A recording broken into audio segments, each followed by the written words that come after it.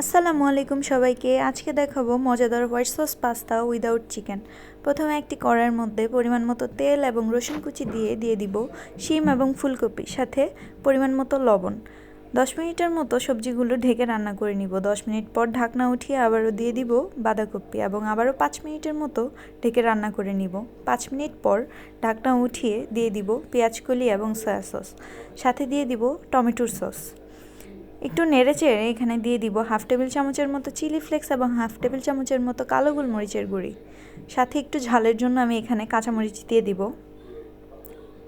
ভালো করে ভেজে মিশ্রণটি নামিয়ে নিব।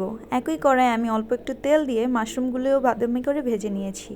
এবার হোয়াইট সস তৈরি করার জন্য এখানে আমি 4 টেবিল চামচের মতো ঘি ইউজ করব। আপনারা চাইলে বাটারও ইউজ করতে পারেন।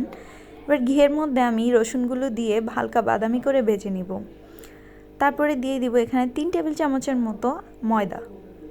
আমার একটু ময়দা কম মনে হয়েছিল, তাই আমি আরও 1 টেবিল চামচের মতো ময়দা দিয়ে নিচ্ছি। দিয়ে দিব লিকুইড দুধ। দুধগুলো আমি একসাথে মিক্স করব না, 3টি ধাপে মিক্স করব। প্রথমে অল্প একটু দুধ দিয়ে ভালো করে নেড়ে চেড়ে আবার অল্প একটু দুধ দিয়ে নেড়ে চেড়ে পরবর্তীতে সবটুকু দুধ দিয়ে দিব। আমি অফ ক্যামেরায় এখানে স্বাদ মতো লবণ এবং চিনি ইউজ করেছি। যখন সসটি তৈরি হয়ে আসবে এখানে দিয়ে দিব 2 টেবিল চামচের মতো কালো গোলমরিচের গুঁড়ি এবং 1.5 টেবিল চামচের মতো চিলি ফ্লেক্স,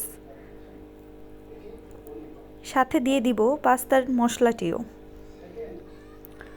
ভালো করে নেড়ে চেড়ে এবার আমি ভেজে রাখা সবজিগুলো দিয়ে মিক্স করে নিব, সাথে সেদ্ধ করে রাখা পাস্তাগুলোও দিয়ে দিব।